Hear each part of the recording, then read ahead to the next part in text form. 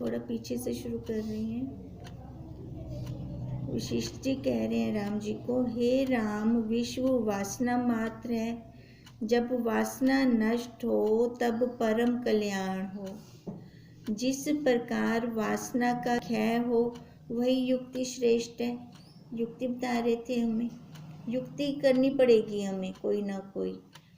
जब युक्ति से वासना का क्षय होगा तब चेष्टा भी होगी, परंतु फिर जन्म का कारण न होगा। युक्ति लेनी पड़ेगी हमें, युक्ति से मुक्ति पाएंगे। हे राम, ज्ञानी और अज्ञानी की चेष्टा तुल्य दिखती है, परंतु ज्ञानी का संकल्प दग्ध बीज सा है, उसका फिर जन्म नहीं होता, और अज्ञानी का संकल्प कच्चे बीज सा है, और कच्चा बीज फिर जन्म देता है। पर वास्तव में देखिए तो ना कोई जन्म ही पाता है और ना कोई मृतक होता है। देखो, जैसे तरंग लय कहाँ हो रही है, निकली कहाँ से, तो जल से अलग रूप है उसका, नहीं है ना। ऐसे हम निकले भी ब्रह्म में हैं और लय भी ब्रह्म में हो रही हैं, पर अपने आप को ब्रह्म नहीं मानते। ब्रह्म ना मानने के कारण हम जीव बन गए हैं। सब जीव केवल अपने आप में स्थित हैं, भ्रांति से भिन्न भिन्न भाषित होते हैं। स्वरूप से देखें तो सब एक है, द्वैत्व कुछ भी नहीं बना। जो दिख पड़ता है वह मिथ्या है। जितना भी देख रहे हैं हम, वो सारा मिथ्या है। मिथ्या से तो देख रहे हैं। आँख सत्य है नहीं, उसके पीछे बैठा है उसको दिखाने वाला, तो आँख तो झूठ है। कहते हैं वही जितना भी देख रहे हैं ये सारा मिथ्या है। जैसे केले के खम्भे में सार कुछ नहीं होता, वैसे ही सब प्रपंच मिथ्या है, सार इसमें कुछ भी नहीं है।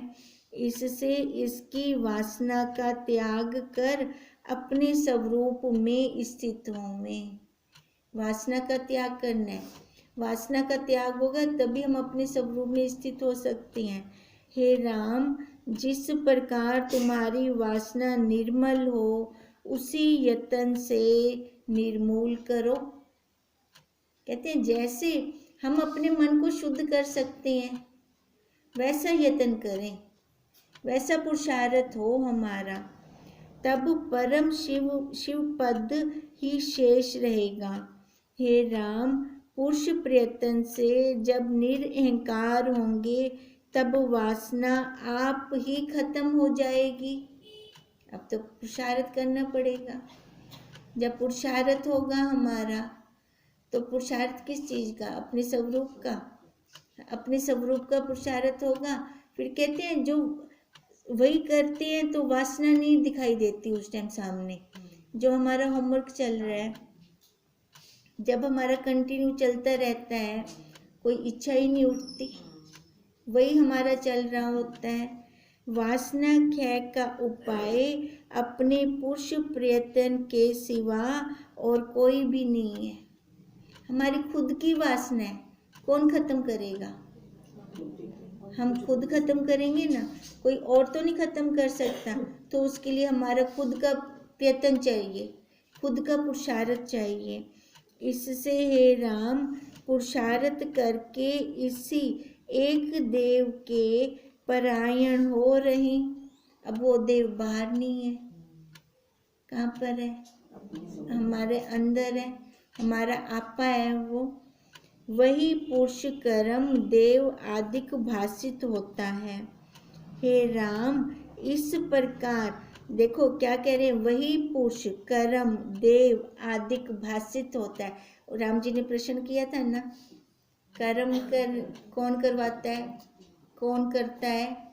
ये जीव है कि ब्रह्म है?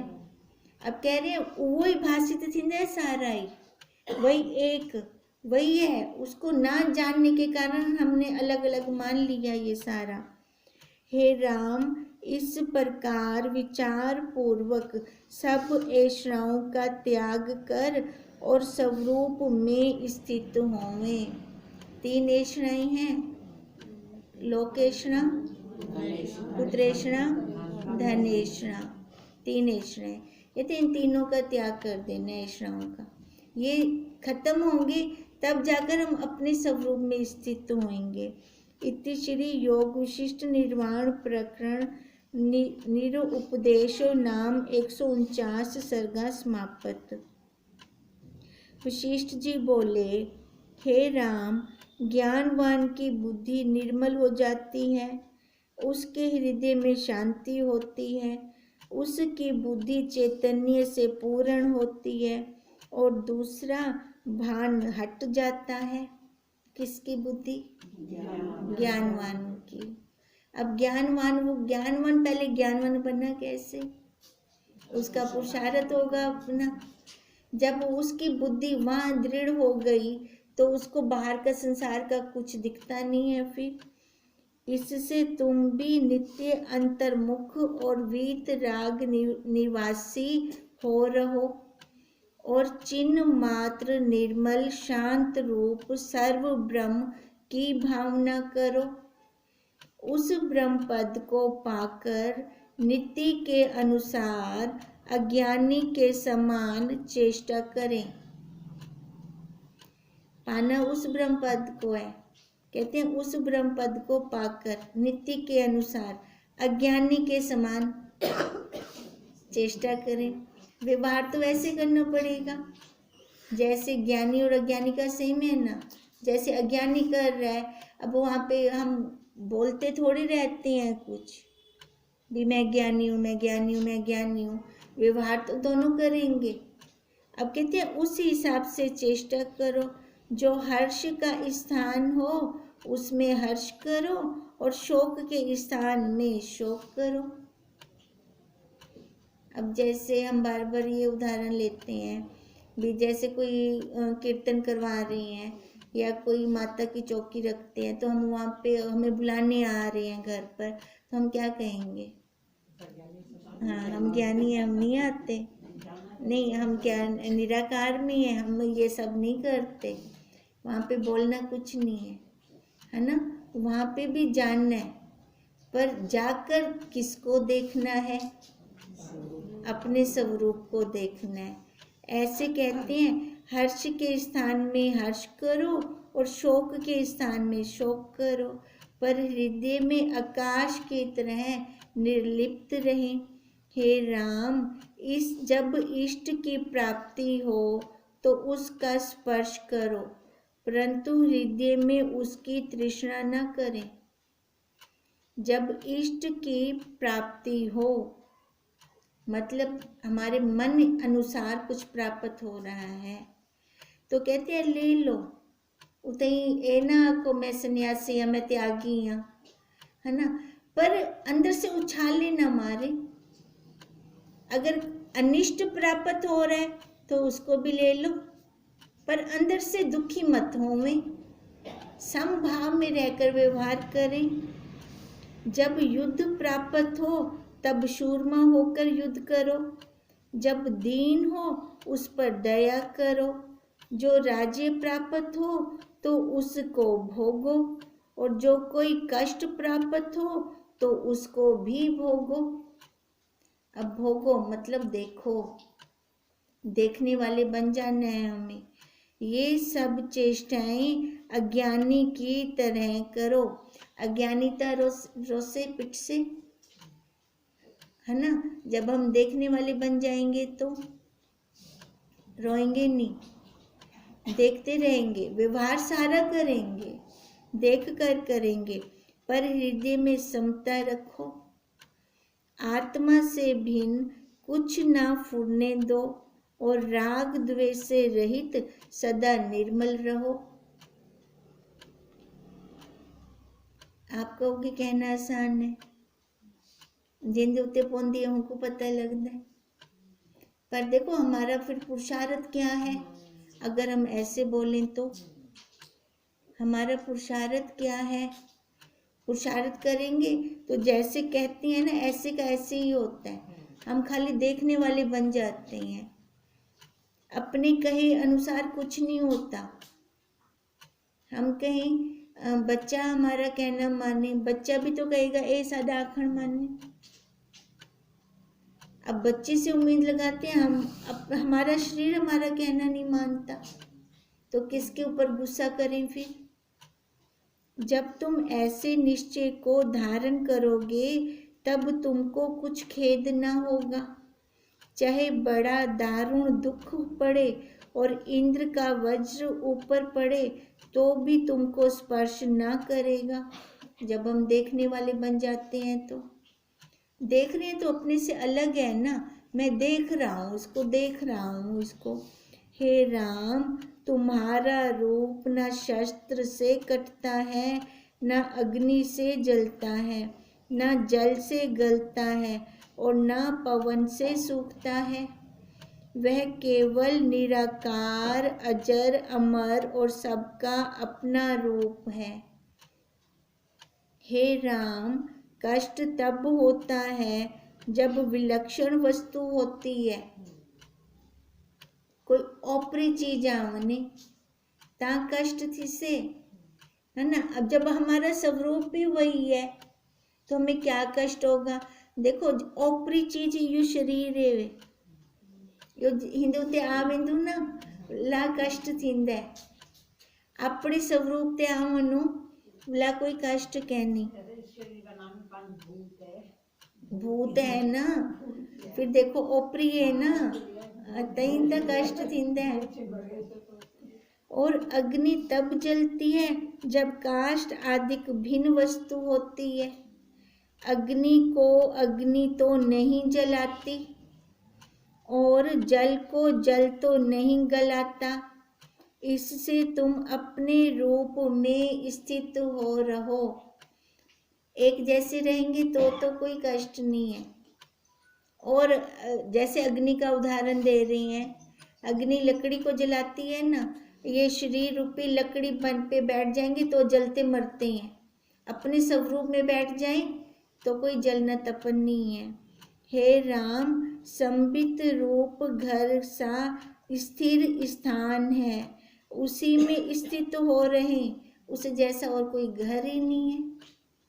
जैसे पक्षी सब ओर से संकल्प को त्याग कर आलय में जब स्थित होता है तब सुख पाता है, वैसे ही जब तुम सब कलना को त्याग कर अंतर्मुख संबित में स्थित होवोगे तब राग द्वेष रूपी कोई द्वंद्व में नहीं पड़ोगे। है राग द्वेष कहाँ है? बाहर शरीर पे बैठते हैं तो है ना। अब कहते हैं वहाँ रुकते हैं तो ये लगेगा, अगर वहाँ पे रुके ही ना, अपने आली अपने घर में आ जाए तो वहाँ पे गंदगी थोड़ी आती है फिर। हे राम, संसार रूपी समुद्र का बड़ा प्रवाह है, आश्रय बिना कोई उससे निकल नहीं सकता। बहु प्रवाह है यो। अब डूब दे को लक्कड़ दा सहारा बो, तिनके का सहारा बहुत।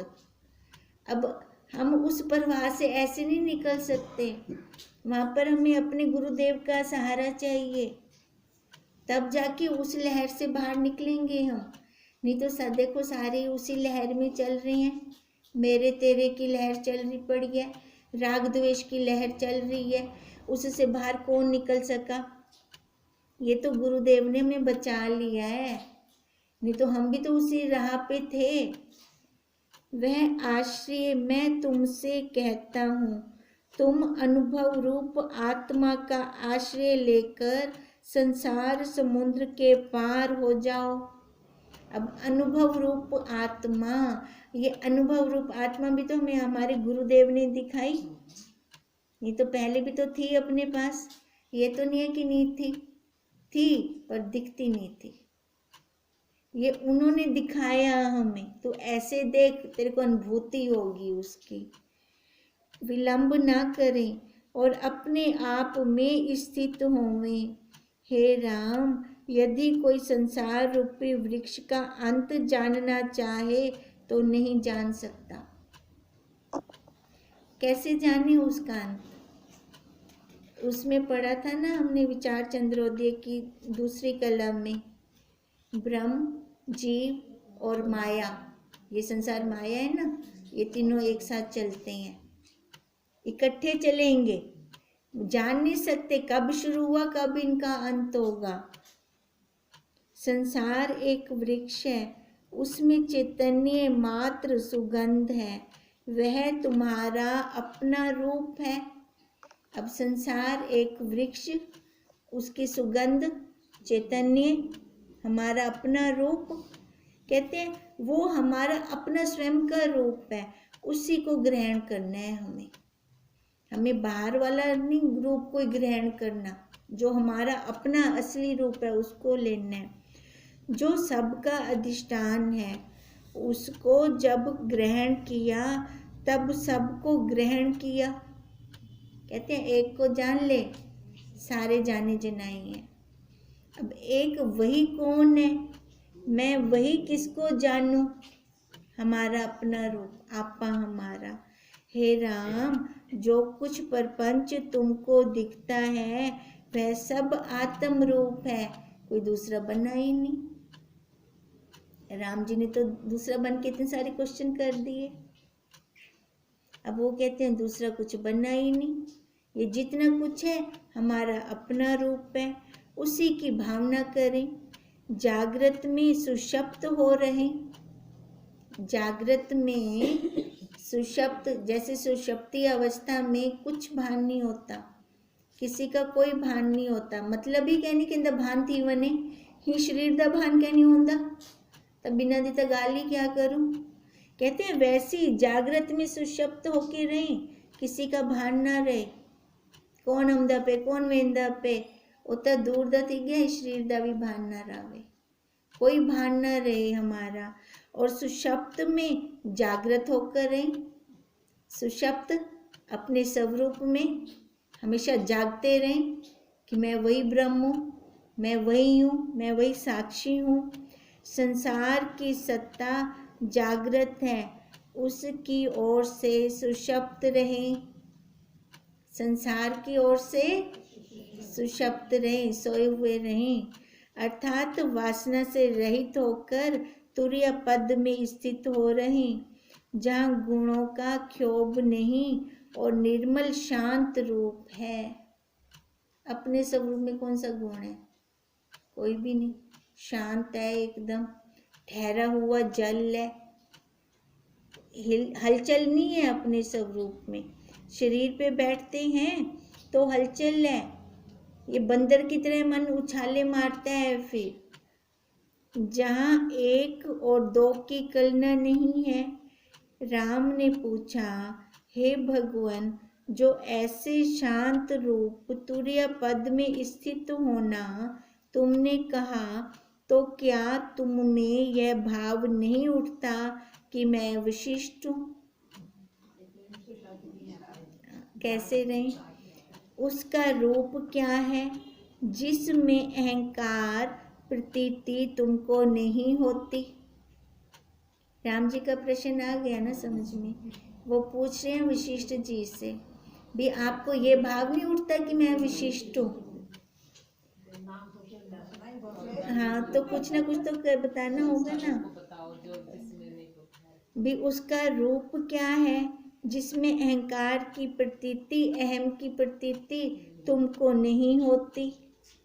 इतना कह वाल्मीकि जी बोले, हे भरद्वाज, जब इस प्रकार राम ने प्रश्न किया तब वशिष्ठ जी चुप हो गए और सब सभा संशय के समुद्र में मगन हो गई।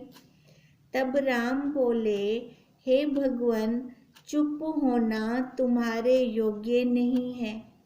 तुम साक्षात विश्व गुरु और ब्रह्मवेत्ता हो। ऐसी कौन बात है जो तुमको ना ज्ञात हो? क्या मुझको उसके जानने का अधिकारी नहीं देखते? जब ऐसे राम जी ने कहा तब वशिष्ठ जी एक घड़ी के उपरांत बोले, हे राम, असमर्थ्य से मैं चुप नहीं हुआ। भी ये नहीं है कि मैं प्रश्न का उत्तर नहीं दे सकता, परंतु जो तुम्हारे प्रश्न का उत्तर है वही दिया। तुम्हारे प्रश्न का उत्तर चुप्पी ही है।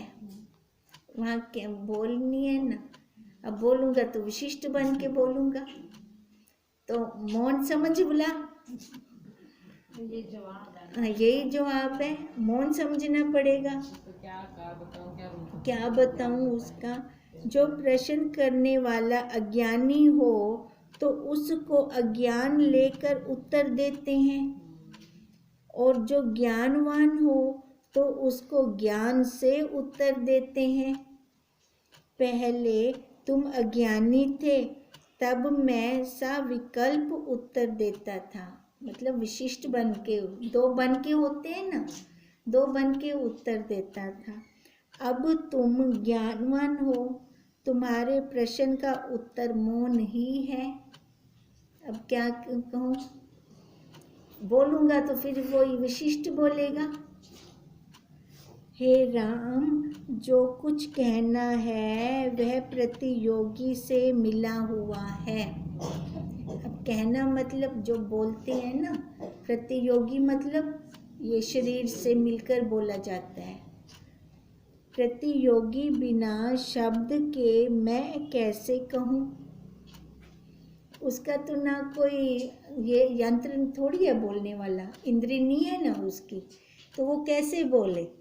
अब जो भी बोलना पड़ेगा तो इस यंत्र रूपी इंद्री से बोलना पड़ेगा ना।